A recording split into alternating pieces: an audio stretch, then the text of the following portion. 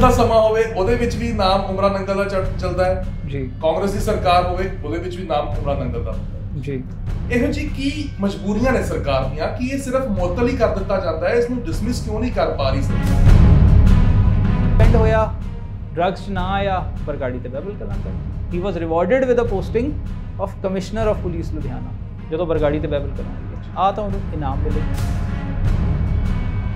ਉਮਰਾ ਨੰਗਲ ਦਾ career profile ਦੇਖੋ, ਇਹਨੂੰ meritorious service medal ਮਿਲਿਆ ਹੋਇਆ। ਕੀ ਇਹੋ ਜਿਹਾ ਅਫਸਰ ਇਹੋ ਜਿਹਾ ਮੈਡਲ ਡਿਜ਼ਰਵ ਕਰਦਾ ਹੈ? ਤੁਸੀਂ ਤਾਂ ਆਪਾਂ ਤਾਂ ਵਰਦੀ ਦੀ ਗੱਲ ਕਰ ਰਹੇ ਹਾਂ, ਸਰਕਾਰ ਨੇ ਅਜੇ ਤੱਕ ਆ ਵੀ ਚਿੱਠੀ ਨਹੀਂ ਲਿਖੀ ਕਿ ਇਸ ਬੰਦੇ ਦਾ ਉਹ ਮੈਰੀਟੋਰੀਅਸ ਸਰਵਿਸ ਮੈਡਲ ਵਾਪਸ ਲਿਆ। ਬੜੇ ਸ਼ਰਮ ਦੀ ਗੱਲ ਹੈ ਕਿ ਇਹੋ ਜਿਹੇ ਅਫਸਰ ਨੂੰ ਇਹੋ ਜਿਹਾ ਮੈਡਲ ਮਿਲਿਆ। ਬਹੁਤਾਂ ਨੂੰ ਸੀਗਾ ਕਿ 2 ਵਾਰੀ ਜਿਹੜਾ ਹੈਗਾ ਉਮਰਾ ਨੰਗਲ ਨੂੰ ਜਿਹੜਾ ਸਸਪੈਂਡ ਕੀਤਾ ਹੋਇਆ, ਤਾਂ 2 ਵਾਰ ਨਹੀਂ ਬਲਕਿ 3 ਵਾਰ ਜਿਹੜਾ ਹੈਗਾ ਉਹ ਸਸਪੈਂਡ ਉਮਰਾ ਨੰਗਲ ਜੀ।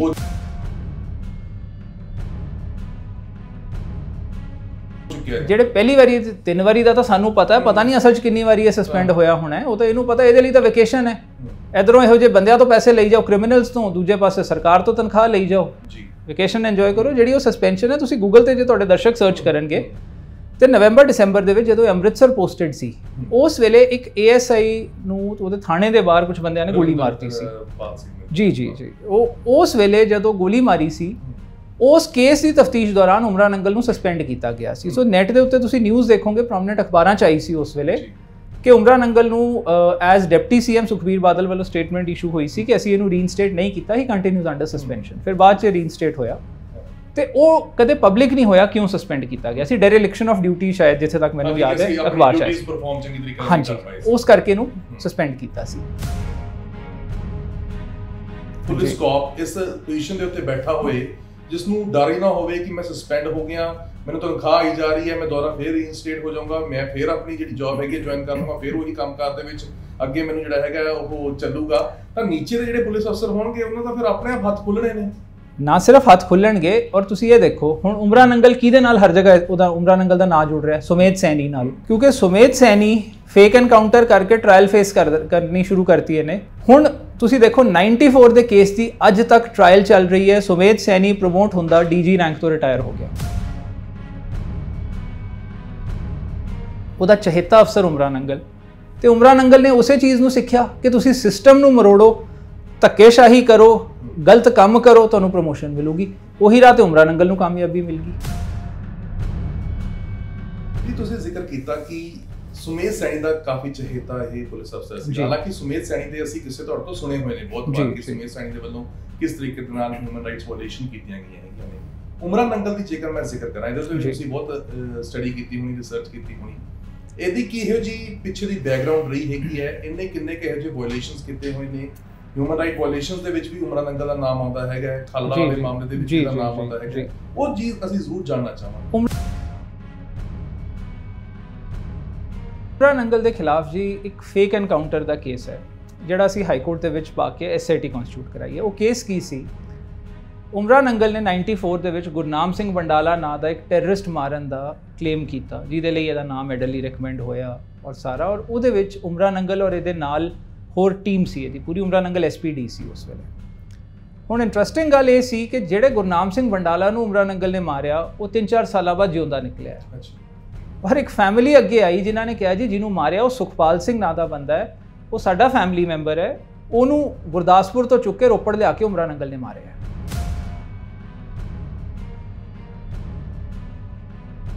ਪ੍ਰਦੀਪ ਜੀ ਕੀ ਲੱਗਦਾ ਕਿ ਜਿਹੜੀ ਹੁਣ ਇਹ ਕਾਰਵਾਈ ਹੋਈ ਹੈ, ਇਸ ਦੇ ਨਾਲ ਮੈਸੇਜ ਗਿਆ ਹੋਊਗਾ ਜਿਹੜੇ ਹੋਰ ਪੁਲਿਸ ਅਫਸਰਸ ਹੈਗੇ ਨੇ, ਜਾਂ ਫਿਰ ਜਿਵੇਂ ਪਰਮਰਾਜ ਸਿੰਘ ਉਮਰਾ ਨੰਗਲ ਨੂੰ ਪਹਿਲਾਂ ਵੀ ਬੜੀ ਵਾਰ ਸਸਪੈਂਡ ਕੀਤਾ, ਉਵੇਂ ਇਹਨਾਂ ਨੂੰ ਸਸਪੈਂਡ ਕਰਤਾ, ਇਹਨਾਂ ਦੇ ਵੀ ਸਗੋਂ ਹੱਥ ਖੁੱਲੇ ਹੋ ਜਾਣਗੇ, ਇਹਨਾਂ ਨੂੰ ਵੀ ਤਰੱਕੀਆਂ ਜਿਹੜੀਆਂ ਹੈਗੀਆਂ ਹੋਰ ਮਿਲ ਜਾਣਗੀਆਂ?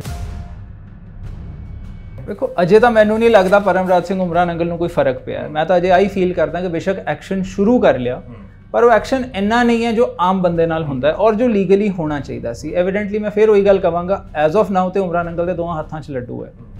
ਉਹ ਇੱਧਰ ਡਰੱਗ ਡੀਲਰਸ ਤੋਂ ਵੀ ਬੈਨੀਫਿਟਸ ਲੈ ਰਿਹਾ ਹਰ ਤਰ੍ਹਾਂ ਦੇ, ਭਾਵੇਂ ਪੈਸੇ ਲੈ ਰਿਹਾ, ਭਾਵੇਂ ਡਰੱਗਸ ਦੇ ਵਿੱਚ ਡੀਲ ਕਰ ਰਿਹਾ, ਜੋ ਵੀ ਉਹ ਕਰ ਰਿਹਾ, ਜੋ ਕਿਉਂਕਿ ਆਬਵੀਅਸਲੀ ਗੱਲ ਹੈ ਜੇ ਸਸਪੈਂਡ ਕੀਤਾ ਹੈ ਇਹਦਾ ਮਤਲਬ ਇਹਨਾਂ ਨੂੰ ਇੰਨੀ ਐਵੀਡੈਂਸ ਮਿਲੀ ਹੈ ਕਿ ਉਹਦੀ ਇਨਵੋਲਵਮੈਂਟ ਹੈ। ਜੇ ਉਹਦੀ ਇਨਵੋਲਵਮੈਂਟ ਹੈ ਤਾਂ ਡਿਸਮਿਸ ਕਿਉਂ ਨਹੀਂ ਕੀਤਾ ਜਾ ਰਿਹਾ ਉਹਨੂੰ ਅਰੈਸਟ ਕਿਉਂ ਨਹੀਂ ਕੀਤਾ ਜਾ ਰਿਹਾ?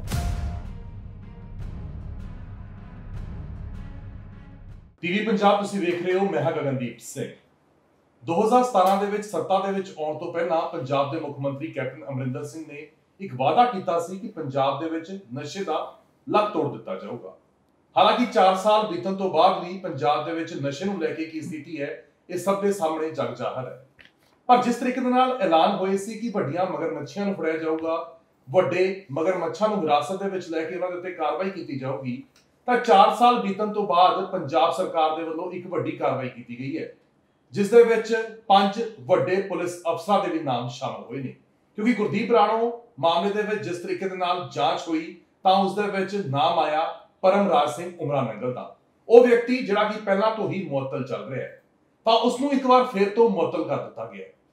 ਖੈਰ, ਪਰਮਰਾਜ ਸਿੰਘ ਉਮਰਾ ਨੰਗਲ ਦੇ ਨਾਲ ਜੁੜੇ ਹੋਏ ਹੋਰ ਕਿਹੜੇ ਤੱਥ ਨੇ ਜਿਹੜੇ ਅਜੇ ਤੱਕ ਜਨਤਾ ਦੇ ਸਾਹਮਣੇ ਨਹੀਂ ਆਏ ਨੇ, ਉਸ ਦੇ ਉੱਤੇ ਗੱਲਬਾਤ ਕਰਨ ਦੇ ਲਈ ਸਾਡੇ ਨਾਲ ਸੀਨੀਅਰ ਵਕੀਲ ਪ੍ਰਦੀਪ ਸਿੰਘ ਵਿਰਕ ਮੌਜੂਦ ਨੇ। ਵਿਰਕ ਸਾਹਿਬ, ਸਤਿ ਸ਼੍ਰੀ ਅਕਾਲ, ਤੁਹਾਡਾ ਸਵਾਗਤ ਹੈ। ਸਤਿ ਸ਼੍ਰੀ ਅਕਾਲ ਜੀ, ਸ਼ੁਕਰੀਆ। ਕੈਪਟਨ ਸਰਕਾਰ ਨੇ ਜ਼ਰੂਰ ਵਾਅਦਾ ਕੀਤਾ ਸੀ ਨਸ਼ੇ ਦਾ ਲੱਕ ਤੋੜਿਆ ਜਾਊਗਾ। ਹਾਲਾਂਕਿ ਲੱਕ ਕਿਵੇਂ ਟੁੱਟਣਾ ਸੀਗਾ ਜੇਕਰ ਮੁਲਾਜ਼ਮ ਹੀ ਇਹੋ ਜਿਹੇ ਬਿਠਾਏ ਹੋਏ ਜੀ। ਪਰਮਰਾਜ ਸਿੰਘ ਉਮਰਾ ਨੰਗਲ ਦੀ ਖਾਸ ਤੌਰ ਉੱਤੇ ਮੈਂ ਗੱਲ ਕਰਨਾ ਚਾਹੂੰਗਾ ਕਿਉਂਕਿ ਨਾਮ ਹੈ ਵਿਵਾਦਾਂ ਦੇ ਵਿੱਚ ਵੀ ਹੈ। ਉਮਰਾ ਨੰਗਲ ਤੇ ਉਮਰਾ ਨੰਗਲ ਹੀ ਹੈ। ਅਕਾਲੀ ਦਲ ਦਾ ਸਮਾਂ ਹੋਵੇ ਉਹਦੇ ਵਿੱਚ ਵੀ ਨਾਮ ਉਮਰਾ ਨੰਗਲ ਦਾ ਚੱਲਦਾ ਹੈ ਜੀ। ਕਾਂਗਰਸ ਦੀ ਸਰਕਾਰ ਹੋਵੇ ਉਹਦੇ ਵਿੱਚ ਵੀ ਨਾਮ ਉਮਰਾ ਨੰਗਲ ਦਾ ਹੁੰਦਾ ਹੈ ਜੀ। ਇਹੋ ਜਿਹੀ ਕੀ ਮਜਬੂਰੀਆਂ ਨੇ ਸਰਕਾਰ ਦੀਆਂ ਕਿ ਇਹ ਸਿਰਫ ਮੁਅੱਤਲ ਹੀ ਕਰ ਦਿੱਤਾ ਜਾਂਦਾ ਹੈ? ਇਸ ਨੂੰ ਡਿਸਮਿਸ ਕਿਉਂ ਨਹੀਂ ਕਰ ਪਾ ਰਹੀ ਸਰਕਾਰ? ਕੀ ਕਾਰਨ ਨੇ ਕਿ ਇਹਨਾਂ ਨੂੰ ਬਾਹਰ ਕਿਉਂ ਨਹੀਂ ਇਹੋ ਜਿਹੇ ਪੁਲਿਸ ਡਿਪਾਰਟਮੈਂਟ ਦੇ ਵਿੱਚੋਂ ਕੱਢਿਆ ਜਾਂਦਾ ਜਦੋਂ ਇਹੋ ਜਿਹੇ ਗੰਭੀਰ ਇਲਜ਼ਾਮ ਇੱਕ ਪੁਲਿਸ ਅਫਸਰ ਦੇ ਉੱਤੇ ਹੋ? ਦੇਖੋ ਜੀ, ਜਿੱਥੇ ਤੱਕ ਤਾਂ ਉਮਰਾ ਨੰਗਲ ਦਾ ਸਵਾਲ ਹੈ, ਸ਼ਾਇਦ ਹੀ ਕੋਈ ਆਫੈਂਸ ਹੈ ਜਿਹੜਾ ਉਹਨੇ ਨਹੀਂ ਕਮਿਟ ਕੀਤਾ।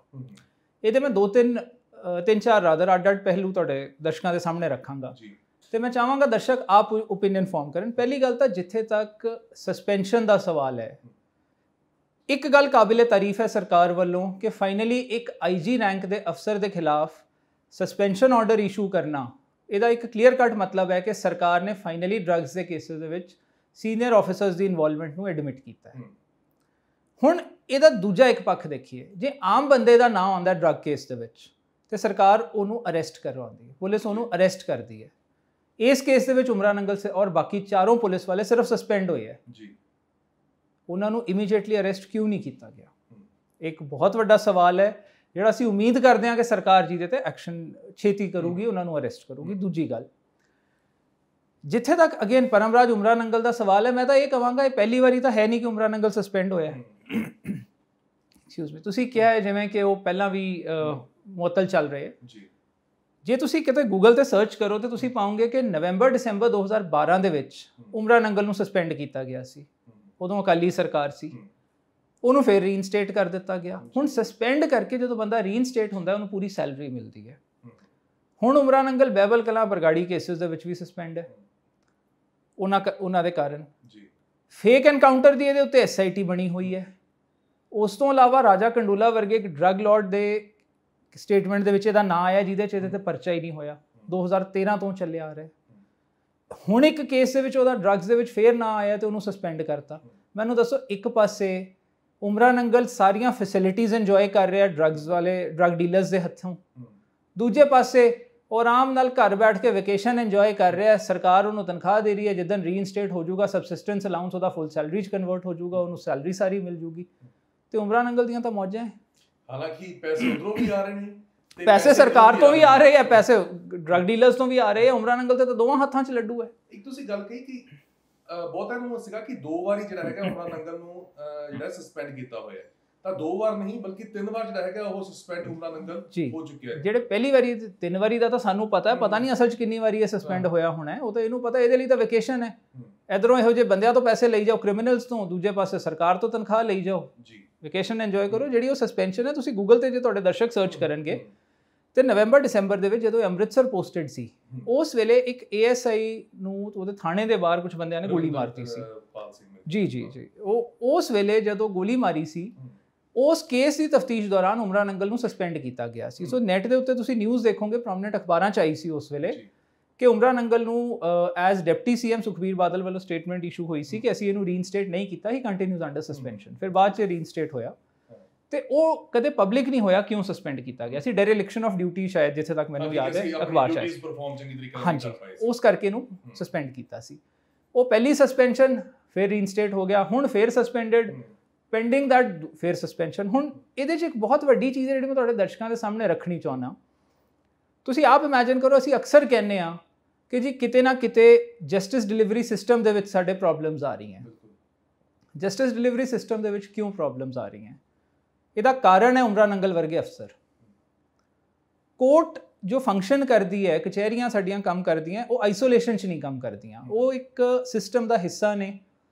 ਪੁਲਿਸ ਦੇ ਵਿੱਚ FIR ਦਰਜ ਹੁੰਦੀ ਹੈ, ਤਫਤੀਸ਼ ਹੁੰਦੀ ਹੈ, ਔਰ ਫਾਈਨਲੀ ਉਹ ਜੁਡੀਸ਼ੀਅਲ ਸਕਰੂਟਨੀ ਤੇ ਆਉਂਦੀ ਹੈ। ਹੁਣ ਕੋਰਟ ਦੇ ਵਿੱਚ ਕੌਣ ਬੰਦਾ ਐਕਿਊਜ਼ਡ ਹੈ, ਇਹ ਕਿਹਨੇ ਦੱਸਣਾ ਹੈ? ਪ੍ਰੋਸੀਕਿਊਸ਼ਨ ਨੇ। ਪੁਲਿਸ ਨੇ ਆਪਣੀ ਤਫਤੀਸ਼ ਦੇ ਵਿੱਚ ਦੱਸਣਾ ਹੈ ਕਿ ਜੀ ਆਹ ਬੰਦੇ ਦੇ ਖਿਲਾਫ ਅਸੀਂ ਕੀ ਸਬੂਤ ਇਕੱਠੇ ਕੀਤੇ ਆ। ਹੁਣ ਤੁਸੀਂ ਆਪ ਸੋਚੋ, ਜੇ ਇੱਕ ਬੰਦੇ ਤੇ FIR ਦਰਜ ਹੁੰਦੀ ਹੈ ਤੇ ਆਪਾਂ ਉਹ ਬੰਦੇ ਨੂੰ ਕੀ ਐਡਵਾਈਸ ਦਿੰਦੇ ਆ, ਉਹ ਬੰਦਾ ਕੀ ਸਟੈਪ ਲੈਂਦਾ ਹੈ? ਉਹ ਇੱਕ ਅਰਜ਼ੀ ਲਾਉਂਦਾ ਹੈ DSP ਕੋਲ ਜਾਂ SP ਕੋਲ ਕਿ ਜੀ ਥਾਣੇ 'ਚ ਮੇਰੇ ਨਾਲ ਤਫਤੀਸ਼ ਨਹੀਂ ਹੋ ਰਹੀ ਠੀਕ ਤਰ੍ਹਾਂ, ਤੁਹਾਡਾ SHO ਗਲਤ ਤਫਤੀਸ਼ ਕਰ ਰਿਹਾ। DSP ਤੋਂ SP, SP ਤੋਂ SSP, DIG, ਹੋ ਸਕਦਾ IG ਤੱਕ ਵੀ ਜਾਂਦੀ ਹੋਵੇ। ਹੁਣ ਜਦੋਂ IG ਰੈਂਕ ਦੇ ਅਫਸਰ ਡਰੱਗਸ ਦੇ ਵਿੱਚ ਇਨਵੋਲਵਡ ਨੇ, ਕੀ ਉਹ ਫੇਅਰ ਇਨਵੈਸਟੀਗੇਸ਼ਨ ਹੋਣ ਦੇਣਗੇ? ਕੋਰਟ ਦੇ ਵਿੱਚ ਜਦੋਂ ਇੱਕ ਬੰਦਾ ਚੋਰੀ ਦੇ ਇਲਜ਼ਾਮ ਦੇ ਲਈ ਟ੍ਰਾਇਲ ਫੇਸ ਕਰਨ ਲਈ ਉਹਦੇ ਖਿਲਾਫ ਉਹਦੀ ਰਿਮਾਂਡ ਮੰਗੀ ਜਾ ਰਹੀ ਹੈ, ਪੁਲਿਸ ਕਹਿ ਰਹੀ ਹੈ ਜੀ ਸਾਡੇ ਲਈ ਤਾਂ ਇਹਨੂੰ ਅਰੈਸਟ ਕਰਨਾ ਬਹੁਤ ਜ਼ਰੂਰੀ ਹੈ, ਤਾਂ ਚੋਰ ਹੈ। ਉਹ ਚੋਰ ਹੈ, ਕੌਣ ਡਿਸਾਈਡ ਕਰ ਰਿਹਾ? ਉਹ ਪੁਲਿਸ ਵਾਲੇ ਜਿਹੜੇ ਡਰੱਗਸ ਦੇ ਵਿੱਚ ਇਨਵੋਲਵਡ ਨੇ। ਉਹ ਚੋਰ ਹੈ, ਇਹ ਕੌਣ ਡਿਸਾਈਡ ਕਰਕੇ ਕੋਰਟ ਨੂੰ ਦੱਸ ਰਿਹਾ ਹੈ? ਉਹ ਪੁਲਿਸ ਵਾਲਾ ਜਿਹੜਾ ਫੇਕ ਐਨਕਾਊਂਟਰ ਲਈ ਇਨੋਸੈਂਟ ਬੰਦੇ ਨੂੰ ਗੋਲੀ ਮਾਰਨ ਦੇ ਲਈ ਅਕਿਊਜ਼ਡ ਹੈ। ਉਹ ਬੰਦਾ ਚੋਰ ਹੈ, ਉਹਨੂੰ ਕੌਣ ਕਹਿ ਰਿਹਾ ਹੈ? ਬਰਗਾੜੀ ਤੇ ਬਹਿਬਲ ਕਲਾਂ ਦੇ ਵਿੱਚ ਇਨੋਸੈਂਟ ਪਾਠਕਰ ਦੀ ਪਬਲਿਕ ਤੇ ਗੋਲੀਆਂ ਚਲਾਉਣ ਵਾਲੇ ਪੁਲਿਸ ਵਾਲੇ।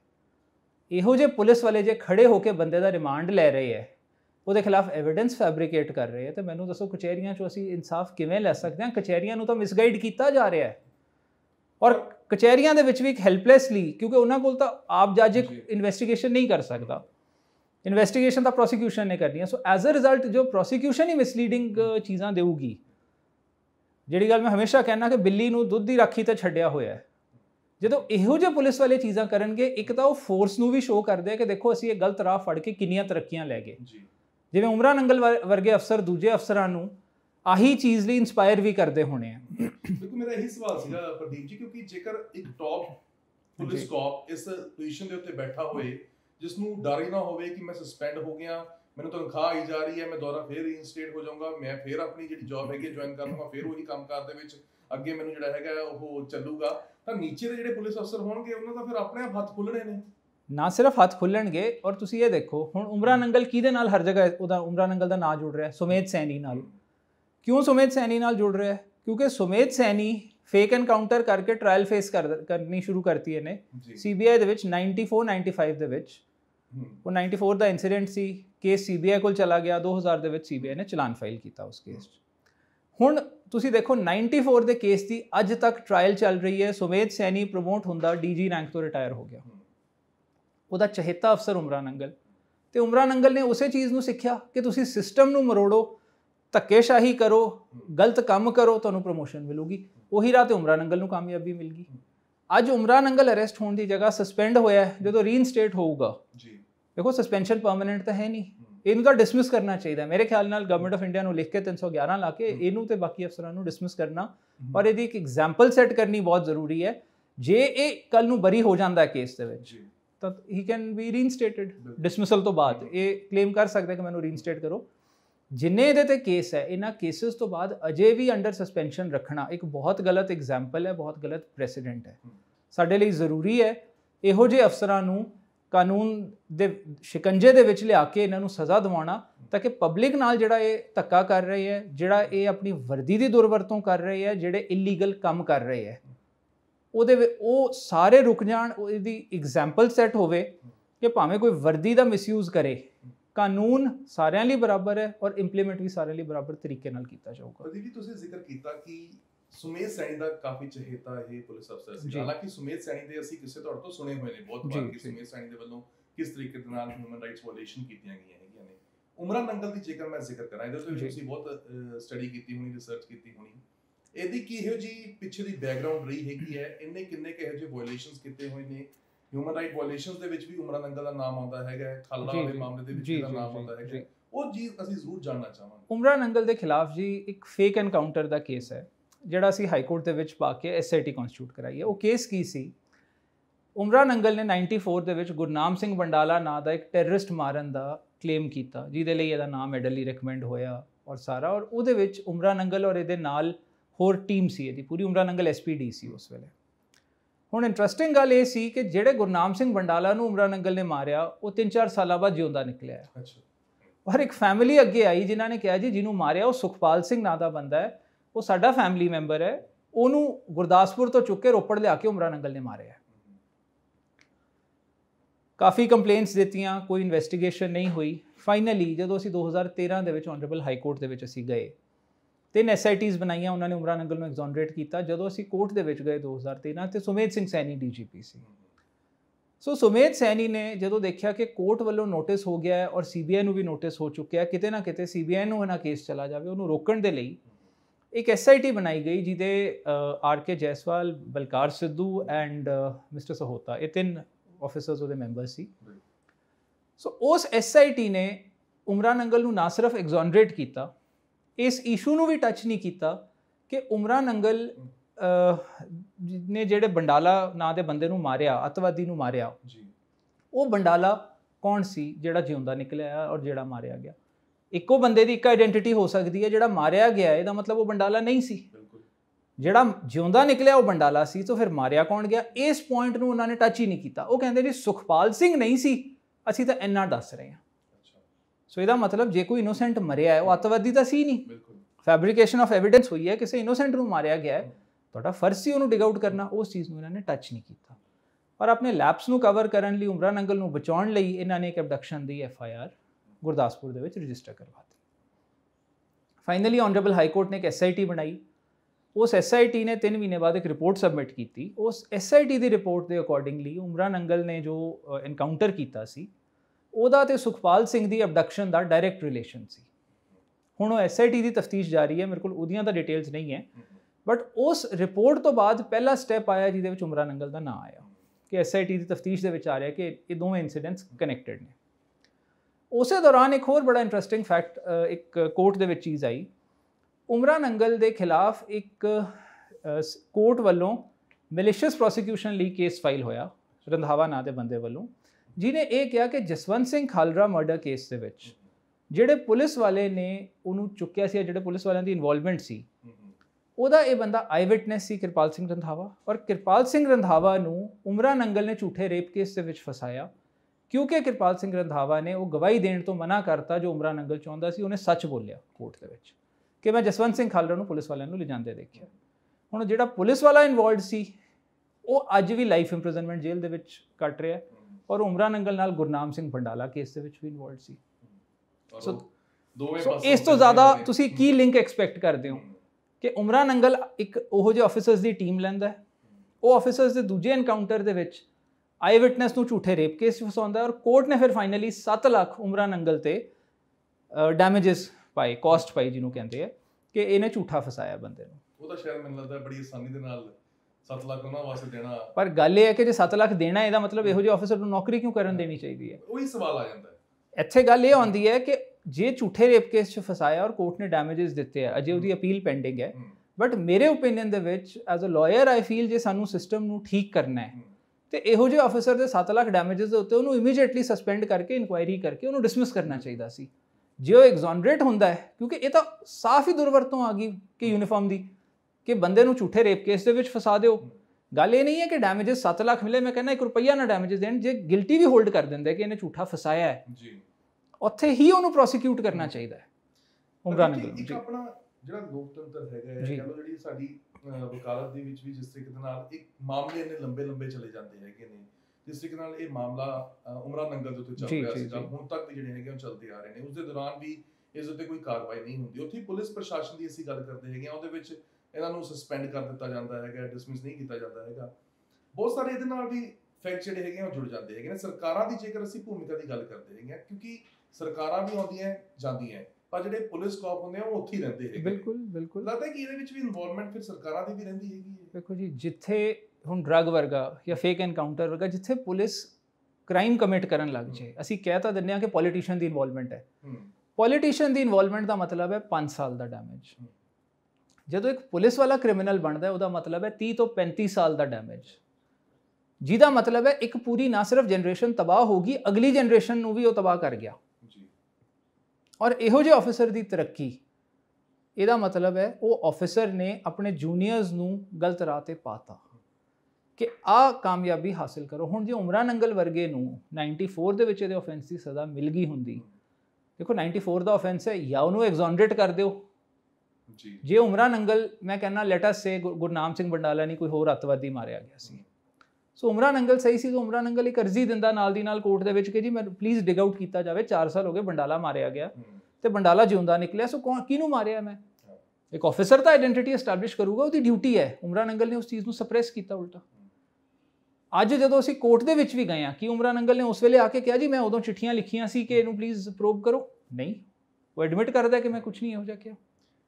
ਸਭ ਤੋਂ ਇੰਪੋਰਟੈਂਟ ਗੱਲ ਮੈਂ ਇੱਥੇ ਇੱਕ ਚੀਜ਼ ਤੁਹਾਨੂੰ ਦਿਖਾਉਣਾ, ਰਾਜਾ ਕੰਡੋਲਾ ਨਾਂ ਦਾ ਇੱਕ ਡਰੱਗ ਡੀਲਰ ਹੈ, ਆ ਤੁਹਾਡੇ ਦਰਸ਼ਕਾਂ ਵਾਸਤੇ ਉਹਦੀ ਸਟੇਟਮੈਂਟ। ਅੱਜ ਵੀ ਸਾਡੇ ਚੋਂ ਬਹੁਤ ਲੋਕ ਜੋ ਮੋਬਾਈਲ ਯੂਜ਼ ਕਰਦੇ ਆ, ਮੋਬਾਈਲ ਨੰਬਰ ਤੋਂ ਕਿਸੇ ਦਾ ਵੀ ਨੰਬਰ ਸਾਨੂੰ ਦਿਖਾਓ ਤੇ ਅਸੀਂ ਪਛਾਣ ਨਹੀਂ ਸਕਦੇ ਕਿ ਉਹ ਕਿਹਦਾ ਨੰਬਰ ਹੈ। ਉਮਰਾ ਨੰਗਲ ਦਾ ਨੰਬਰ ਇਸ ਡਰੱਗ ਡੀਲਰ ਨੇ, ਤੁਸੀਂ ਦੇਖੋਗੇ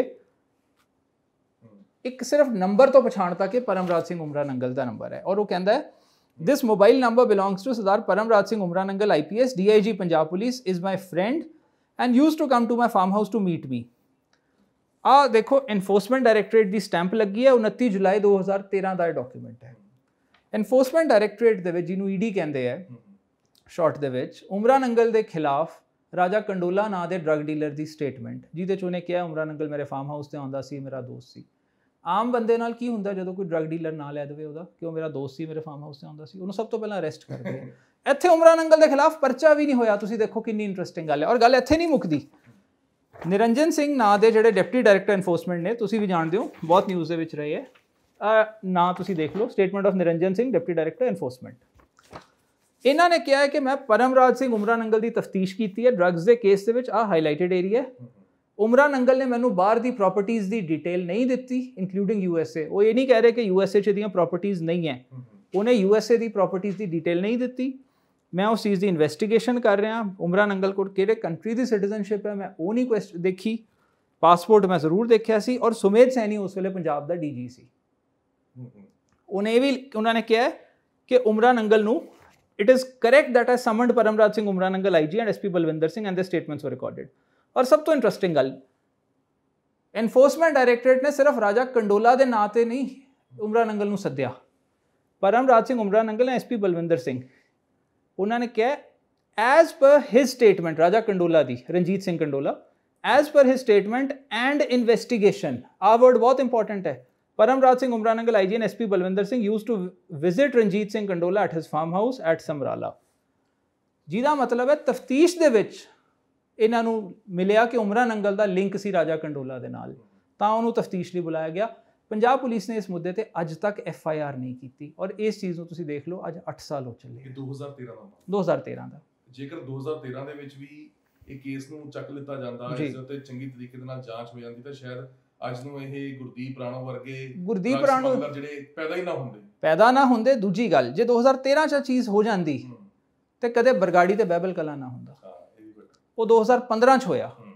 ਦੂਜੀ ਗੱਲ, ਜੇ ਉਦੋਂ ਆ ਕਾਰਵਾਈ ਹੋ ਗਈ ਹੁੰਦੀ, ਬਾਕੀ ਅਫਸਰਾਂ ਨੂੰ ਮੈਸੇਜ ਗਿਆ ਹੁੰਦਾ ਕਿ ਜੇ ਅਸੀਂ ਇਲੀਗਲ ਕੰਮ ਕਰਾਂਗੇ, ਵਰਦੀ ਦੇ ਪ੍ਰਿੰਸੀਪਲਸ ਦੇ ਖਿਲਾਫ ਜਾਵਾਂਗੇ ਤੇ ਸਾਨੂੰ ਬਚਾਉਣ ਵਾਲਾ ਕੋਈ ਨਹੀਂ ਬੈਠਾ, ਸਾਨੂੰ ਉਹਦੀ ਸਜ਼ਾ ਮਿਲੂਗੀ। ਪ੍ਰਦੀਪ ਜੀ, ਕੀ ਲੱਗਦਾ ਕਿ ਜਿਹੜੀ ਹੁਣ ਕਾਰਵਾਈ ਹੋਈ ਹੈ, ਇਸ ਦੇ ਨਾਲ ਮੈਸੇਜ ਗਿਆ ਹੋਊਗਾ ਜਿਹੜੇ ਹੋਰ ਪੁਲਿਸ ਅਫਸਰਸ ਹੈਗੇ ਨੇ, ਜਾਂ ਫਿਰ ਜਿਵੇਂ ਪਰਮਰਾਜ ਸਿੰਘ ਉਮਰਾ ਨੰਗਲ ਨੂੰ ਪਹਿਲਾਂ ਵੀ ਬੜੀ ਵਾਰ ਸਸਪੈਂਡ ਕੀਤਾ, ਉਵੇਂ ਇਹਨਾਂ ਨੂੰ ਸਸਪੈਂਡ ਕਰਤਾ, ਇਹਨਾਂ ਦੇ ਵੀ ਸਗੋਂ ਹੱਥ ਖੁੱਲੇ ਹੋ ਜਾਣਗੇ, ਇਹਨਾਂ ਨੂੰ ਵੀ ਤਰੱਕੀਆਂ ਜਿਹੜੀਆਂ ਹੈਗੀਆਂ ਹੋਰ ਮਿਲ ਜਾਣਗੀਆਂ? ਦੇਖੋ, ਅਜੇ ਤਾਂ ਮੈਨੂੰ ਨਹੀਂ ਲੱਗਦਾ ਪਰਮਰਾਜ ਸਿੰਘ ਉਮਰਾ ਨੰਗਲ ਨੂੰ ਕੋਈ ਫਰਕ ਪਿਆ। ਮੈਂ ਤਾਂ ਅਜੇ ਆਹੀ ਫੀਲ ਕਰਦਾ ਕਿ ਬੇਸ਼ੱਕ ਐਕਸ਼ਨ ਸ਼ੁਰੂ ਕਰ ਲਿਆ, ਪਰ ਉਹ ਐਕਸ਼ਨ ਇੰਨਾ ਨਹੀਂ ਹੈ ਜੋ ਆਮ ਬੰਦੇ ਨਾਲ ਹੁੰਦਾ ਹੈ ਔਰ ਜੋ ਲੀਗਲੀ ਹੋਣਾ ਚਾਹੀਦਾ ਸੀ। ਐਵੀਡੈਂਟਲੀ ਮੈਂ ਫਿਰ ਉਹੀ ਗੱਲ ਕਹਾਂਗਾ, ਐਜ਼ ਆਫ ਨਾਓ ਤੇ ਉਮਰਾ ਨੰਗਲ ਦੇ ਦੋਵਾਂ ਹੱਥਾਂ 'ਚ ਲੱਡੂ ਹੈ।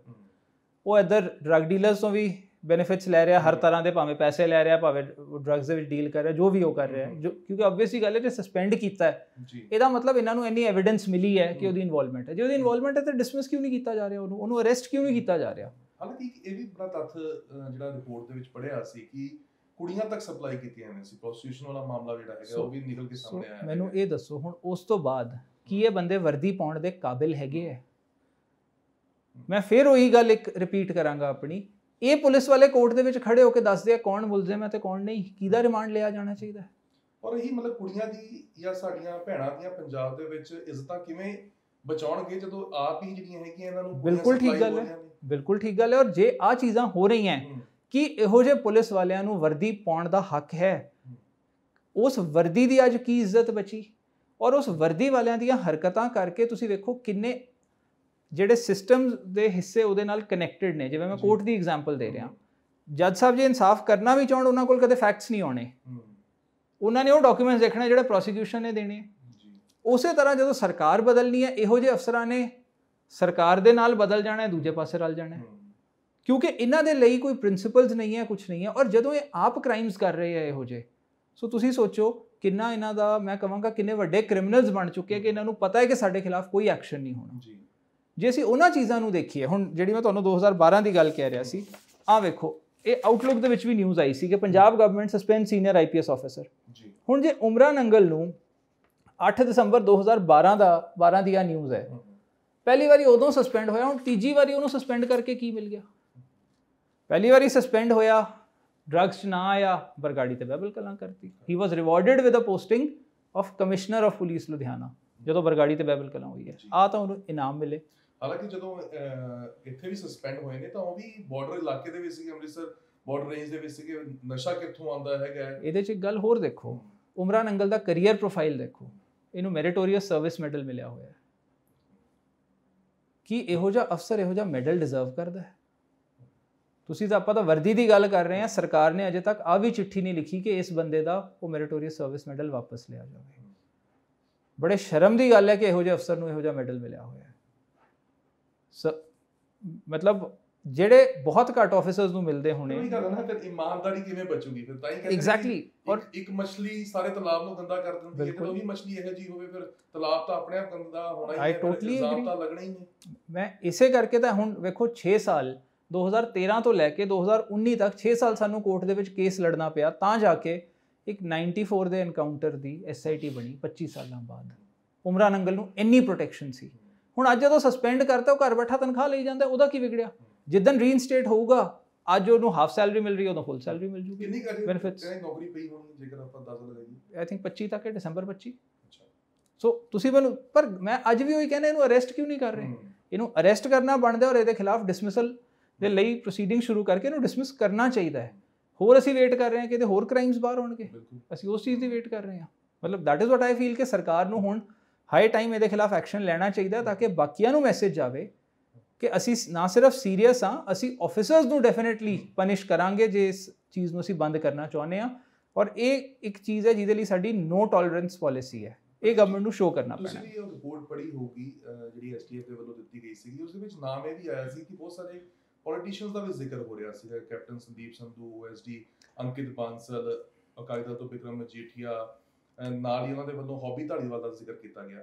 ਲੱਗਦਾ ਹੈ ਕਿ ਇਹ ਜਿਹੜੀ ਕਾਰਵਾਈ ਹੋਈ ਹੈ ਸਿਰਫ 5 ਪੁਲਿਸ ਅਫਸਰਸ ਦੇ ਉੱਤੇ, ਇਹ ਉਹ ਸਭ ਕੁਝ ਢੱਕਣ ਵਾਸਤੇ ਕੀਤੀ ਗਈ ਹੈਗੀ ਕਿ ਹਾਂਜੀ ਇਹਨਾਂ ਦੇ ਉੱਤੇ ਗਾਜ ਦੇਖ ਦਿੰਦੇ ਆ, ਇਹਨਾਂ ਦਾ ਬੋਲਣਾ ਨਹੀਂ, ਬਾਅਦ ਚ ਉਹਨਾਂ ਨੂੰ ਸਸਪੈਂਡ ਕੀਤਾ, ਬਾਅਦ ਚ ਫਿਰ ਅਸੀਂ ਰੀਇਨਸਟੇਟ ਕਰ ਦਾਂਗੇ, ਉਹ ਪਿਛਲੇ ਬੰਦੇ ਜਿਹੜੇ ਹੈਗੇ ਆ ਉਹਨਾਂ ਨੂੰ ਅਸੀਂ ਨਾ ਹੀ ਛੇੜੀਏ। ਜਿੱਥੇ ਤੱਕ ਤਾਂ ਜੀ ਰਿਪੋਰਟ ਦਾ ਸਵਾਲ ਹੈ, ਜਿਹੜੀ ਸੱਚਾਈ ਹੈ, ਮੈਂ ਉਹ ਰਿਪੋਰਟ ਬਿਲਕੁਲ ਨਹੀਂ ਪੜ੍ਹੀ, ਕਿਉਂਕਿ ਉਹ ਰਿਪੋਰਟ ਕਿਤੇ ਵੀ ਮਤਲਬ ਨਾ ਅਖਬਾਰਾਂ ਨੇ ਛਾਪੀ। ਮੈਂ ਤਾਂ ਜਦੋਂ ਨਿਊਜ਼ ਪੜ੍ਹੀ, ਬਿਕੋਜ਼ ਜਦੋਂ ਉਮਰਾ ਨੰਗਲ ਦਾ ਅਸੀਂ ਫੇਕ ਐਨਕਾਊਂਟਰ ਦਾ ਕੇਸ ਪਰਸਿਊ ਕਰ ਰਹੇ ਸੀ, ਉਦੋਂ ਆ ਡਾਕੂਮੈਂਟਸ ਪ੍ਰੋਕਿਓਰ ਕਰਕੇ ਅਸੀਂ ਕੋਰਟ ਦੇ ਵਿੱਚ ਫਾਈਲ ਕੀਤੇ ਕਿ ਜੀ ਹੋਰ ਕਿੰਨੇ ਆਫੈਂਸਸ ਉਮਰਾ ਨੰਗਲ ਨੂੰ ਕਮਿਟ ਕਰਨ ਦੀ ਲੋੜ ਹੈ ਇੱਕ ਸਪੈਸ਼ਲ ਇਨਵੈਸਟੀਗੇਸ਼ਨ ਟੀਮ ਇਹਦੇ ਖਿਲਾਫ ਕਨਸਟੀਟਿਊਟ ਕਰਵਾਉਣ ਦੇ ਲਈ, ਜਿਹੜੀ ਕੋਰਟ ਨੇ ਕਨਸਟੀਟਿਊਟ ਕੀਤੀ। ਉਸ ਤੋਂ ਬਾਅਦ ਬਰਗਾੜੀ ਬਹਿਬਲ ਕਲਾਂ ਦੇ ਵਿੱਚ ਵੀ ਉਸੇ ਦੌਰਾਨ ਇਹ ਅਕਿਊਜ਼ਡ ਬਣ ਗਿਆ, ਇਹਦੇ ਖਿਲਾਫ ਚਲਾਨ ਆ ਗਿਆ, ਅਰੈਸਟ ਹੋ ਗਿਆ। ਡਰੱਗਸ ਦਾ ਕੇਸ ਅੱਜ ਤੱਕ ਇਹਦੇ ਤੇ FIR ਨਹੀਂ ਹੋਈ। ਹੁਣ ਜਿਹੜੀ ਤੁਸੀਂ ਹੋਰ ਪੋਲੀਟੀਸ਼ੀਅਨਸ ਦੀ ਗੱਲ ਕਰ ਰਹੇ ਹੋ, ਮੈਨੂੰ ਉਸ ਚੀਜ਼ ਬਾਰੇ ਕੋਈ ਨੌਲੇਜ ਨਹੀਂ ਹੈ ਕਿਉਂਕਿ ਉਹ ਰਿਪੋਰਟ ਕਿਤੇ ਪਬਲਿਕ ਨਹੀਂ ਕੀਤੀ। ਪਰ ਮੈਂ ਫਿਰ ਆਹੀ ਗੱਲ ਕਹਿਣਾ, ਪੋਲੀਟੀਸ਼ੀਅਨ ਦਾ ਰੋਲ ਬਹੁਤ ਬਾਅਦ ਚ ਆਉਂਦਾ ਹੈ। ਜੇ ਤੁਸੀਂ ਕਿਸੇ ਵੀ ਪੋਲੀਟੀਸ਼ੀਅਨ ਦੀ ਗੱਲ ਕਰੋ, ਉਹ ਪੋਲੀਟੀਸ਼ੀਅਨ ਨੇ ਆਪ ਜਾ ਕੇ ਡਾਇਰੈਕਟ ਕੁਝ ਨਹੀਂ ਕਰਨਾ, ਇੰਪਲੀਮੈਂਟ ਤਾਂ ਪੁਲਿਸ ਨਹੀਂ ਕਰਨਾ। ਅੱਜ ਅਸੀਂ ਜੋ ਮਰਜ਼ੀ ਕਹੀਏ, ਜੇ ਥਾਣੇ ਦੇ ਵਿੱਚ FIR ਨਹੀਂ ਕੱਟੀ ਗਈ ਤੇ ਭਾਵੇਂ DGP ਸਾਹਿਬ ਕਹਿਣ ਆਏ ਕਰ ਦਿਓ, FIR ਕੱਟੇ ਬਿਨਾਂ ਕਿਸੇ ਬੰਦੇ ਨੂੰ ਤੁਸੀਂ ਕੋਰਟ 'ਚ ਪ੍ਰੋਸੀਕਿਊਟ ਨਹੀਂ ਕਰ ਸਕਦੇ। ਉਹ ਕਹਿੰਦੇ ਕਿ ਪਰਿੰਦਾ ਵੀ ਜਦੋਂ ਪਰ ਮਾਰਦਾ ਪਤਾ ਹੁੰਦਾ, ਤਾਂ ਇਹਨਾਂ ਦੇ ਪਤਾ ਹੋਣ ਦੇ ਹੀ ਸਭ ਕੁਝ ਚੱਲਦਾ ਹੋਇਆ ਹੀ। ਤੁਸੀਂ ਵੇਖੋ, ਮੈਂ ਡਾਕੂਮੈਂਟਰੀ ਐਵੀਡੈਂਸ ਦੇ ਰਿਹਾ ਕਿ 2013 ਤੋਂ ਅੱਜ ਤੱਕ ਉਮਰਾ ਨੰਗਲ ਦਾ ਡਰੱਗ ਕੇਸ ਦੇ ਵਿੱਚ FIR ਇਹਦੇ ਖਿਲਾਫ ਨਹੀਂ ਰਜਿਸਟਰ ਹੋਈ। ਔਰ ਮੈਂ ਅੱਜ ਵੀ ਆਈ ਕਹਿ ਰਿਹਾ, ਇੰਨਾ ਕੁਝ ਕਰਨ ਤੋਂ ਬਾਅਦ ਤੁਸੀਂ ਵੇਖੋ ਕਤਲ ਦਾ ਐਕਿਊਜ਼ਡ ਜਿਹਦੇ ਤੇ ਧਾਰਾ 302 ਲੱਗੀ ਹੈ, ਮੈਂ ਫਿਰ ਉਸੇ ਗੱਲ ਦੀ ਐਗਜ਼ਾਮਪਲ ਦੇ ਰਿਹਾ ਬਿਕੋਜ਼ ਤੁਸੀਂ ਉਸ ਚੀਜ਼ ਦਾ ਮੈਗਨੀਟਿਊਡ ਦੇਖੋ ਜੀ। ਇੱਕ ਐਕਿਊਜ਼ਡ ਇਨਸਾਫ ਮੰਗਣ ਲਈ ਕਚਹਿਰੀ ਦੇ ਵਿੱਚ ਜਾਣ ਤੋਂ ਪਹਿਲਾਂ 302 ਦੇ ਐਕਿਊਜ਼ਡ 302 ਧਾਰਾ ਦੇ ਵਿੱਚ ਮਰਡਰ ਲਈ ਐਕਿਊਜ਼ਡ ਆਈਜੀ ਕੋਲ ਅਰਜ਼ੀ ਲਾਊਗਾ ਕਿ ਸਰ ਮੇਰੇ ਨਾਲ ਫੇਅਰ ਇਨਵੈਸਟੀਗੇਸ਼ਨ ਕਰਵਾ ਦਿਓ। ਤੁਸੀਂ ਦੇਖੋ ਮੌਕਰੀ ਆਫ ਦਾ ਸਿਸਟਮ ਜੀ। ਫਿਰ ਉਹ ਕੋਰਟ ਦੇ ਵਿੱਚ ਜਾਊਗਾ ਔਰ ਉਹ ਧਾਰਾ 302 ਦੇ ਵਿੱਚ ਐਕਿਊਜ਼ਡ ਆਈਜੀ ਦੱਸੂਗਾ ਕਿ ਹਾਂ ਵੀ ਇਹਦੇ ਖਿਲਾਫ ਆ ਚੋਰੀ ਦਾ ਮੁਕੱਦਮਾ ਐਵੀਡੈਂਸ ਹੈ ਕਿ ਨਹੀਂ ਹੈ, ਆ ਕਚਹਿਰੀ ਨੂੰ ਦੱਸੋ। ਸੋ ਮੈਨੂੰ ਦੱਸੋ ਇਸ ਤੋਂ ਜ਼ਿਆਦਾ ਇੱਕ ਵੱਡਾ ਕ੍ਰਿਮੀਨਲ ਦੱਸ ਰਿਹਾ ਕਿ ਦੂਜਾ ਬੰਦਾ ਇਨੋਸੈਂਟ ਹੈ ਜਾਂ ਛੋਟਾ ਕ੍ਰਿਮੀਨਲ ਹੈ, ਇਸ ਤੋਂ ਵੱਡੀ ਸਾਡੇ ਸਿਸਟਮ ਦੇ ਨਾਲ ਇੱਕ ਮੌਕਰੀ ਕੀ ਹੋ ਰਹੀ ਹੋਣੀ ਹੈ। ਕੀ ਲੱਗਦਾ ਹੈ ਬਦਲਾਅ ਆਊਗਾ ਕਦੀ ਇਸ ਸਿਸਟਮ ਦੇ ਵਿੱਚ? ਸਰ ਬਦਲਾਅ ਤਾਂ ਜ਼ਰੂਰ ਆਊਗਾ। ਦੇਖੋ ਜੇ ਰੱਬ ਨੇ ਇਨਸਾਫ ਨਾ ਕਰਨਾ ਹੁੰਦਾ, ਜੇ ਰੱਬ ਨੇ ਕਿਤੇ ਨਾ ਕਿਤੇ ਨਾ ਬੰਦਿਆਂ ਨੂੰ ਪਾਪਾਂ ਦੀ ਸਜ਼ਾ ਨਾ ਦਿਵਾਉਣੀ ਹੁੰਦੀ, ਉਹ ਤਾਂ ਘੜਾ ਭਰਨ ਦੀ ਗੱਲ ਹੈ। ਮੇਰਾ ਰੱਬ ਦੇ ਵਿੱਚ ਅਟੁੱਟ ਵਿਸ਼ਵਾਸ ਹੈ, ਜਿਸ ਦਿਨ ਰੱਬ ਨੇ ਬੰਦੇ ਦਾ ਹਿਸਾਬ ਕਿਤਾਬ ਕਰਨ ਦੀ ਓਕੇਜ਼ਨ ਲਿਆਤੀ, ਉਹ ਮੌਕਾ ਲਿਆਤਾ ਹੈ, ਰੱਬ ਨੇ ਕਿਹਾ ਇਹਦਾ ਘੜਾ ਭਰ ਗਿਆ, ਉਸ ਤੋਂ ਬਾਅਦ ਫਿਰ ਕਿਤੇ ਚੀਜ਼ ਰੁਕਦੀ ਨਹੀਂ। ਹੁਣ ਕਦੋਂ ਦੇ ਤੁਸੀਂ ਵੇਖੋ, ਮੈਂ ਤਾਂ ਚਲੋ ਇੱਕ ਲਾਇਰ ਹਾਂ, ਕੇਸ ਲੜ ਰਿਹਾ, ਮੇਰੇ ਕੋਲ ਤਾਂ ਕਲਾਇੰਟ ਨੇ ਕਹਿ ਤਾ ਕੇਸ ਲੜ, ਤੁਸੀਂ ਉਹ ਫੈਮਿਲੀ ਸੋਚੋ ਜਿਨ੍ਹਾਂ ਦਾ ਜਿਹੜੇ ਬਰਬਾਦ ਹੋ ਗਏ, ਜਿਨ੍ਹਾਂ ਦਾ ਫੈਮਿਲੀ ਮੈਂਬਰ ਮਾਰਤਾ। ਇੱਕ ਗੁਰਦੁਆਰੇ 'ਚ ਪਾਠੀ ਸੀ ਉਹ ਸੁਖਪਾਲ ਸਿੰਘ, ਉਹਨੂੰ ਮਾਰ ਕੇ ਜੋ ਉਮਰਾ ਨੰਗਲ ਨੇ ਜੋ ਮਰਜ਼ੀ ਤਰੱਕੀਆਂ ਲਈਆਂ, ਮੈਡਲ ਲਿਆ, ਜੋ ਮਰਜ਼ੀ ਲਿਆ ਹੋਵੇ, ਐਟ ਦੀ ਐਂਡ ਆਫ ਦਾ ਡੇ ਕਿਤੇ ਨਾ ਕਿਤੇ ਤਾਂ ਬਦਦੁਆਵਾਂ ਲੱਗੀਆਂ ਹੋਣੀਆਂ ਨਾ। ਜਿਹਨੇ ਲੋਕਾਂ ਨੂੰ ਝੂਠਾ ਫਸਾਇਆ ਉਹ ਬਦਦੁਆਵਾਂ ਲੱਗੀਆਂ ਹੋਣੀਆਂ ਨਾ। ਅੱਜ ਉਹਦਾ ਅਸਰ ਹੈ, ਕਿਤੇ ਨਾ ਕਿਤੇ ਇਹਦੇ 'ਤੇ ਸ਼ਿਕੰਜਾ ਕੱਸਿਆ ਜਾ ਰਿਹਾ ਹੈ। ਵਕੀਲ ਮੈਂ ਨਾ ਹੁੰਦਾ, ਕੋਈ ਹੋਰ ਹੁੰਦਾ, ਪਰ ਅਖੀਰ ਦੇ ਵਿੱਚ ਰੱਬ ਨੇ ਕਿਸੇ ਨਾ ਕਿਸੇ ਨੂੰ ਤਾਂ ਜ਼ਰੀਆ ਬਣਾ ਕੇ ਉਮਰਾ ਨੰਗਲ ਜਾਂ ਸੈਣੀ ਵਰਗਿਆਂ 'ਤੇ ਸ਼ਿਕੰਜਾ ਕੱਸਣਾ ਸੀ, ਉਹ ਕੱਸਿਆ ਜਾ ਰਿਹਾ। ਪ੍ਰਦੀਪ ਜੀ, ਜਿਹੜੀ ਹੋਰ ਵੀ ਗਾਜ ਡਿੱਗੀ ਹੈਗੀ ਹੈ ਪੁਲਿਸ ਅਫਸਰਸ ਦੇ, ਤਾਂ ਜਿਵੇਂ ਆਪਾਂ ਗੱਲ ਕਰ ਰਹੇ ਸੀ ਕਿ ਸੁਮੇਧ ਸੈਣੀ ਦਾ ਖਾਸ ਸੀਗਾ ਉਮਰਾ ਨੰਗਲ, ਜਿਹੜੇ ਬਾਕੀ ਦੇ ਨਿਚਲੇ 4 ਹੈਗੇ ਨੇ ਕਿ ਇਹ ਵੀ ਖਾਸ ਹੈਗੇ ਨੇ ਉਮਰਾ ਨੰਗਲ ਦੇ ਨਾਲ, ਇਹਦੇ ਨਾਲ ਵੀ ਕਨੈਕਸ਼ਨ ਮਿਲਦਾ ਜੁਲਦਾ ਹੈਗਾ? ਸੈਣੀ ਨਾਲ ਤਾਂ ਮੈਨੂੰ ਉਹਨਾਂ ਦਾ ਪਤਾ ਨਹੀਂ, ਪਰ ਜ਼ਰੂਰ ਹੋਊਗਾ ਕਿਤੇ ਨਾ ਕਿਤੇ, ਕਿਉਂਕਿ ਉਮਰਾ ਨੰਗਲ ਦੇ ਨਾਲ ਹੀ ਉਸ ਵੇਲੇ ਕਿਤੇ ਪੋਸਟਡ ਰਹੇ ਹੈ, ਉਹਦੇ ਅੰਡਰ ਪੋਸਟਡ ਰਹੇ ਹੈ, ਜਾਂ ਜਦੋਂ ਕਾਮਨ ਡਰੱਗ ਡੀਲਰ ਹੈ ਤੇ ਲਿੰਕ ਤਾਂ ਕਿਤੇ ਨਾ ਕਿਤੇ ਨਿਕਲ ਹੀ ਆਉਂਦਾ ਹੈ। ਉਮਰਾ ਨੰਗਲ ਤਾਂ ਸੈਣੀ ਦਾ ਖਾਸ ਸੀ, ਨਾਲ ਇੱਕ ਇਹਦੇ ਨਾਲ ਪੰਨੂ ਸੀ ਸੁਮੇਧ ਸੈਣੀ ਨਾਲ, ਉਹਨੂੰ ਵੀ ਹੁਣ ਸਸਪੈਂਡ ਕੀਤਾ ਬਰਗਾੜੀ ਬੈਬਲ ਕਲਾਂ ਕੇਸਿਸ ਦੇ ਵਿੱਚ, ਉਹ ਸੈਣੀ ਨਾਲ ਦਿੱਲੀ ਟ੍ਰਾਇਲ ਫੇਸ ਕਰ ਰਿਹਾ ਹੈ। ਸੋ ਇਹਦੀ ਟੀਮ ਤਾਂ ਉਹੀ ਬੰਦਿਆਂ ਦੀ ਹੈ ਹਰ ਪਾਸੇ। ਹੁਣ ਜਿਵੇਂ ਸੁਮੇਧ ਸੈਣੀ ਦੇ ਨਾਲ ਇੱਕ ਬਲਕਾਰ ਸਿੱਧੂ ਹੁੰਦਾ ਸੀ ਵਿਜੀਲੈਂਸ ਦੇ ਵਿੱਚ, ਹੁਣ ਬਲਕਾਰ ਸਿੱਧੂ IGSTF ਲੱਗਿਆ, ਔਰ ਬਲਕਾਰ ਸਿੱਧੂ ਨੂੰ ਇੰਟਰਸਟਿੰਗਲੀ ਉਸ SIT ਦਾ ਮੈਂਬਰ ਲਿਆ ਗਿਆ ਜਿਹਨੇ ਉਮਰਾ ਨੰਗਲ ਨੂੰ ਐਗਜ਼ੋਨਰੇਟ ਕੀਤਾ। ਸੋ ਜਦੋਂ ਸੁਮੇਧ ਸੈਣੀ ਨੇ ਇੱਕ SIT ਬਣਾਉਣੀ ਸੀ ਉਮਰਾ ਨੰਗਲ ਨੂੰ ਐਗਜ਼ੋਨਰੇਟ ਕਰਨ ਲਈ, ਤੇ ਉਹਨੇ RK ਜੈਸਵਾਲ ਔਰ ਬਲਕਾਰ ਸਿੱਧੂ ਨੂੰ ਪ੍ਰੈਫਰ ਕੀਤਾ, ਜਿਨ੍ਹਾਂ ਨੂੰ ਉਸ ਚੀਜ਼ ਦੇ ਵਿੱਚ ਕੁਝ ਨਹੀਂ ਲੱਗਿਆ ਕਿ ਜੇ ਬੰਡਾਲਾ ਜਿਉਂਦਾ ਸਾਡੇ ਸਾਹਮਣੇ ਬੈਠਾ ਹੈ ਤੇ ਕੌਣ ਬੰਦਾ ਮਰਿਆ, ਉਹਦੀ ਆਇਡੈਂਟੀਟੀ ਤਾਂ ਸਟੈਬਲਿਸ਼ ਕਰੀਏ। ਸੋ ਉਹੋ ਜਿਹੇ ਆਫਿਸਰਸ ਦੇ ਵਿੱਚ ਐਜ਼ ਅ ਲਾਇਰ ਜੇ ਕੱਲ ਨੂੰ ਮੈਨੂੰ ਕੋਰਟ ਵੀ ਪੁੱਛੇ ਕਿ ਕਿਹੜੇ ਆਫਿਸਰ ਤੋਂ, ਮੈਂ ਤਾਂ ਇਹ ਕਹਾਂਗਾ ਜੀ ਇਹੋ ਜਿਹੇ ਆਫਿਸਰਸ ਨੂੰ ਨਾ ਦਿਓ, ਦੂਜੇ ਜਿਹਨੂੰ ਮਰਜ਼ੀ ਦੇ ਦਿਓ। ਪਰ ਗੱਲ ਇਹ ਆ ਜਾਂਦੀ ਹੈ, ਇਹਨਾਂ ਦਾ ਸ਼ਿਕੰਜਾ ਕੱਸ ਕੇ ਇਹਨਾਂ ਦਾ ਚਿੱਠਾ ਬਾਹਰ ਲਿਆਤਾ, ਇਹਨਾਂ ਨੂੰ ਬਚਾਉਣ ਵਾਲਿਆਂ ਦੇ ਨਾਂ ਬਾਹਰ ਲਿਆਤੇ, ਬਾਕੀ ਹੋਰ ਬਹੁਤ ਨੇ ਜਿਨ੍ਹਾਂ ਦੇ ਨਾਂ ਨਹੀਂ ਬਾਹਰ ਆ ਰਹੇ। ਹੁਣ ਇਹੋ ਜਿਹੀ ਹੌਲੀ ਕਾਰਵਾਈ ਹੋਵੇ, ਪਰ ਹੋ ਤਾਂ ਰਹੀ ਹੈ, ਸ਼ੁਰੂਆਤ ਕੀਤੀ ਹੈ, ਬਟ ਆਈ ਫੀਲ ਹੁਣ ਕਿਤੇ ਨਾ ਕਿਤੇ ਇਸ ਚੀਜ਼ ਨੂੰ ਸਪੀਡ ਅਪ ਕਰਨ ਦੀ, ਐਕਸ਼ਨ ਦੀ ਇੰਟੈਂਸਿਟੀ ਵਧਾਉਣ ਦੀ ਔਰ ਮੈਗਨੀਟਿਊਡ ਵਧਾਉਣ ਦੀ ਲੋੜ ਹੈ। ਇਹਨਾਂ ਆਫਿਸਰਸ ਨੂੰ ਡਿਸਮਿਸ ਕਰਨ ਦੀ ਲੋੜ ਹੈ ਔਰ ਇਹਨਾਂ ਨੂੰ ਅਰੈਸਟ ਕਰਕੇ ਪ੍ਰੋਸੀਕਿਊਟ ਕਰਨ ਦੀ ਲੋੜ ਹੈ, ਤਾਂ ਕਿ ਸਖਤ ਕਾਰਵਾਈ ਹੋ ਰਹੀ ਹੈ, ਛੇਤੀ ਹੋ ਰਹੀ ਹੈ ਔਰ ਇਫੈਕਟਿਵ ਹੋ ਰਹੀ ਹੈ। ਪਬਲਿਕ ਦੇ ਵਿੱਚ ਉਹ ਫੇਥ ਜਿਹੜਾ ਰਿਪੋਜ਼ ਕਰਵਾਉਣਾ ਹੈ ਉਹ ਬਹੁਤ ਜ਼ਰੂਰੀ ਹੈ। ਮਤਲਬ ਕਿਤੇ ਨਾ ਕਿਤੇ ਸ਼ੁਰੂਆਤ ਜ਼ਰੂਰ ਚੰਗੀ ਹੋਈ ਹੈ ਜੀ, ਪਰ ਬਹੁਤ ਅਜੇ ਲੰਬਾ ਰਸਤਾ ਹੈ। ਪ੍ਰਦੀਪ ਜੀ, ਬਹੁਤ ਬਹੁਤ ਧੰਨਵਾਦ ਤੁਹਾਡਾ ਗੱਲਬਾਤ ਥੈਂਕ ਯੂ ਜੀ। ਸਾਡੇ ਨਾਲ ਸੀਨੀਅਰ ਵਕੀਲ ਪ੍ਰਦੀਪ ਵਿਰਕੋਣੀ ਸੀ, ਗੱਲਬਾਤ ਹੋਈ ਹੈ ਉਮਰਾ ਨੰਗਲ ਦੀ ਹੋਈ ਹੈ, ਨਸ਼ੇ ਦੇ ਮਾਮਲੇ ਦੇ ਵਿੱਚ ਜਿਸ ਤਰੀਕੇ ਨਾਲ ਨਾਮ ਆਇਆ ਹੈ, ਤੇ ਉਹਨਾਂ ਦੇ ਹੋਰ ਵੀ ਪਹਿਲਾਂ ਦੇ ਕਿਹੜੇ ਮਾਮਲੇ ਸੀਗੇ ਉਸ ਦੇ ਬਾਰੇ ਵੀ ਵਿਸਥਾਰ ਦੇ ਵਿੱਚ ਚਰਚਾ ਹੋਈ ਹੈ। ਪਰ ਜੋ ਗੱਲ ਹੈ ਕਿ ਇਹ ਜਿਹੜੀ ਕਾਰਵਾਈ ਕੀਤੀ ਗਈ ਹੈ 4 ਸਾਲਾਂ ਬਾਅਦ ਪੰਜਾਬ ਸਰਕਾਰ ਦੇ ਵੱਲੋਂ, ਅਜੇ ਲੋੜ ਹੈ ਕਿ ਇਹੋ ਜਿਹੀ ਕਾਰਵਾਈ ਦੇ ਵਿੱਚ ਤੇਜ਼ੀ ਲੈ ਕੇ ਆਈ ਜਾਵੇ, ਤਾਂ ਕਿ ਜਿਹੜੇ ਆਮ ਲੋਕ ਹੈਗੇ ਨੇ ਉਹਨਾਂ ਦਾ ਵੀ ਫੇਥ ਜਿਹੜਾ ਹੈਗਾ ਉਹ ਕਾਨੂੰਨ ਪ੍ਰਣਾਲੀ ਦੇ ਵਿੱਚ ਬਣ ਸਕੇ। ਹੁਣ ਦੇਖਣਾ ਹੋਊਗਾ ਕਿ ਕੈਪਟਨ ਸਰਕਾਰ ਦੇ ਵੱਲੋਂ ਅਗਲੇ ਆਉਣ ਵਾਲੇ ਦਿਨਾਂ ਦੇ ਵਿੱਚ ਕਿਹੋ ਜਿਹੀਆਂ ਕਾਰਵਾਈਆਂ ਕੀਤੀਆਂ ਜਾਂਦੀਆਂ ਨੇ, ਤੇ ਉਮਰਾ ਨੰਗਲ ਨੂੰ ਕੀ ਵਾਕਈ ਦੇ ਵਿੱਚ ਪੰਜਾਬ ਪੁਲਿਸ ਦੇ ਵਿੱਚੋਂ ਬਾਹਰ ਕੱਢਿਆ ਜਾਂਦਾ ਹੈ, ਜਾਂ ਉਹਨਾਂ ਨੂੰ ਇਹੀ ਐਸ਼ੋ ਆਰਾਮ ਦੀ ਜਿਹੜੀ ਸਸਪੈਂਸ਼ਨ ਹੈ ਉਹ ਬਰਕਰਾਰ ਰਹੇਗੀ। ਕੈਮਰਾਮੈਨ ਬਜਿੰਦਰ ਨਾਲ ਗਗਨਦੀਪ ਸਿੰਘ, TV ਪੰਜਾਬ, ਚੰਡੀਗੜ੍ਹ। ਸਤਿ ਸ਼੍ਰੀ ਅਕਾਲ ਜੀ, ਮੈਂ ਨਿਰਮਲ ਮਾਨ ਪੂਰਾ ਟੈਕਸ ਸੈਟਲਮੈਂਟ ਤੋਂ। ਇਹ ਤੁਸੀਂ ਵੀਡੀਓ ਦੇਖ ਰਹੇ ਸੀ TV ਪੰਜਾਬ ਦੇ ਉੱਤੇ। ਇਹੋ ਜਿਹੇ ਹੋਰ ਜਾਣਕਾਰੀ ਭਰਪੂਰ ਵੀਡੀਓ ਦੇਖਣ ਵਾਸਤੇ TV ਪੰਜਾਬ ਦੇ ਚੈਨਲ ਨੂੰ ਸਬਸਕ੍ਰਾਈਬ ਕਰੋ ਤੇ ਨਾਲ ਹੇਠ ਦਿੱਤੇ ਹੋਏ ਬੈਲ ਆਈਕਨ ਦੇ ਬਟਨ ਦਬਾਓ। ਸਤਿ ਸ਼੍ਰੀ ਅਕਾਲ।